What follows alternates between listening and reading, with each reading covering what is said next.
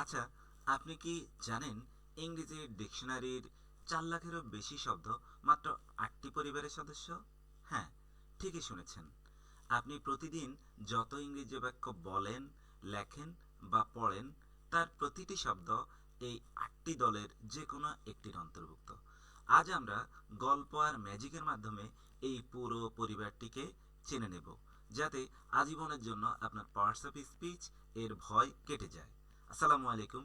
আমি Alamgir Hossain learning point academic care থেকে স্বাগতম জানাচ্ছি আমার নতুন চ্যানেলে। আপনারা যারা আমার চ্যানেলটিতে নতুন, তারা অবশ্যই চ্যানেলটিকে সাবস্ক্রাইব করে রাখবেন এবং ফেসবুকে আমার পেজটি ফলো দিয়ে রাখবেন। তো শুরু করা যাক ইংরেজি গ্রামারের master class, parts of speech.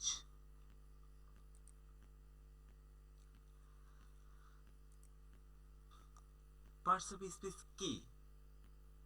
Parts of speech হলো ইংরেজি ভাষার সেই শ্রেণীবিভাগ যার মাধ্যমে একটি বাক্যে ব্যবহৃত প্রতিটি শব্দের কাজ বা ভূমিকা বোঝানো হয়।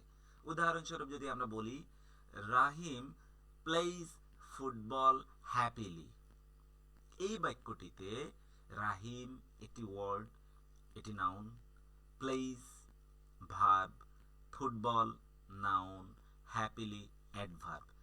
সো আজকে আমরা এটা বিস্তারিত জানব। পার্টস অফ স্পিচ কত প্রকার? পার্টস অফ স্পিচ মোট 8 প্রকার।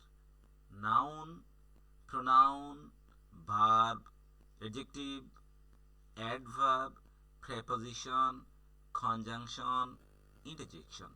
এই 8 প্রকারের আমরা বিস্তারিত জানব। প্রথমেই হচ্ছে নাউন।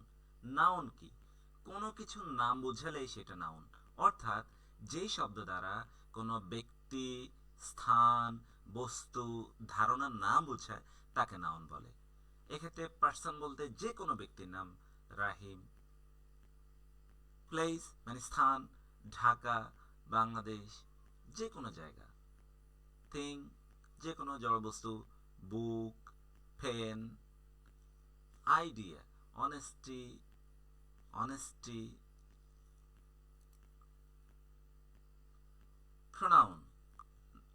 প্রোনাউন হচ্ছে নাউনের পরিবর্তে যা বসে সেটি প্রোনাউন।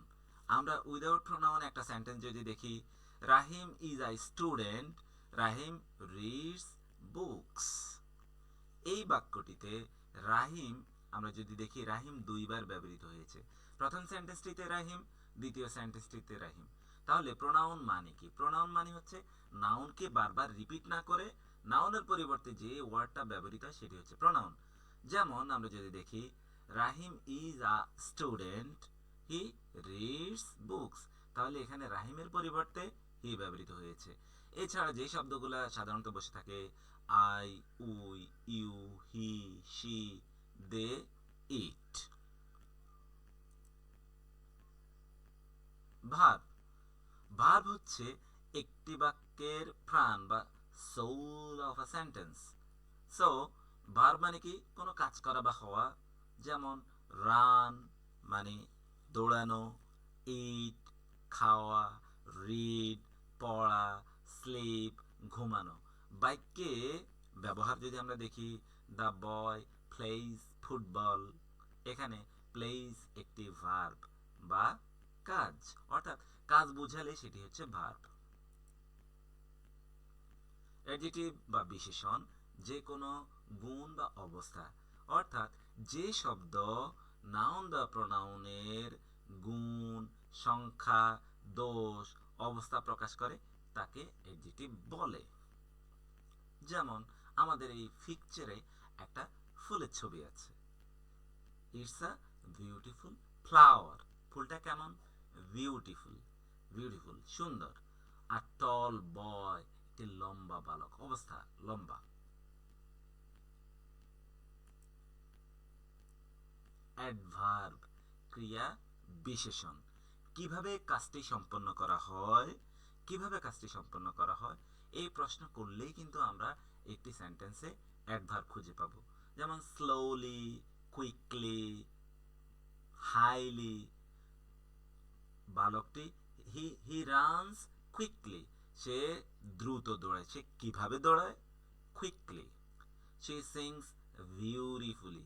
সে খুব সুন্দরভাবে গান গায়। সে কিভাবে গান গায়? কেমন গান গায়?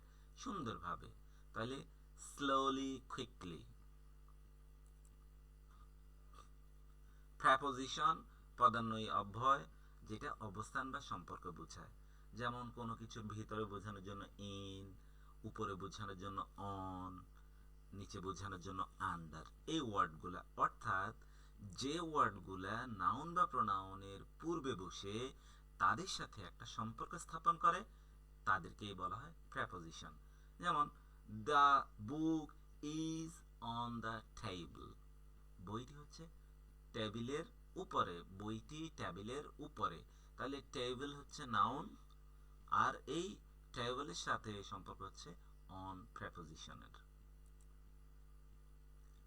কনজাংশন সংযোজক অব্যয়, অর্থাৎ যে শব্দগুলা শব্দ বা বাক্যের মাঝখানে একটা সেতু বন্ধন, ব্রিজ তৈরি করে, সেটাকে বলা হয় কনজাংশন।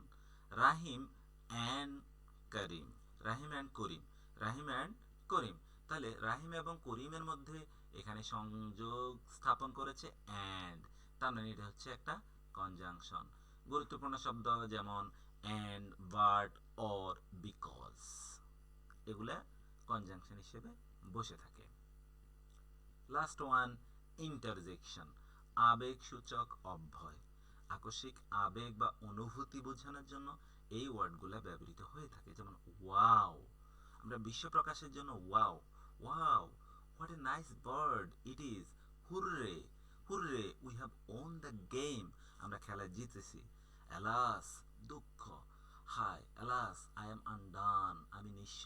তাহলে ওয়াও, হুররে, অ্যালাস, এই ওয়ার্ডগুলো হচ্ছে ইন্টারজেকশন। মনে রাখার জন্য আমরা যে সহজ টেকনিকটি ফলো করব, naughty people visit amazing areas playing cool instrument. আবার বলছি, naughty people visit amazing areas playing cool instruments, অর্থাৎ naughty and people, P, visit, V, adjective, A, areas, A, তার মানে হচ্ছে adverb, playing, P, preposition, cool, C, conjunction, I, interjection. এই টেকনিকটি follow করলে parts of speech 8 প্রকারের মনে রাখাটা খুবই সহজ। আপনার পালা। Wow, the beautiful girl sings very well in the garden. The beautiful girl sings very well in the garden.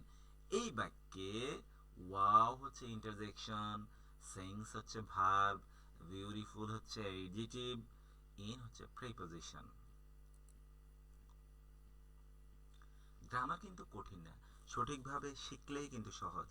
আমার এই ভিডিওটি যদি ভালো লেগে থাকে তাহলে আমার ইউটিউব চ্যানেলটি অবশ্যই সাবস্ক্রাইব করবেন এবং আমার ফেসবুক পেজটি ফলো করে সাথে থাকুন। পরবর্তী আরও আকর্ষণীয় ভিডিও দেখার জন্য ধন্যবাদ সবাইকে। আজকের মতো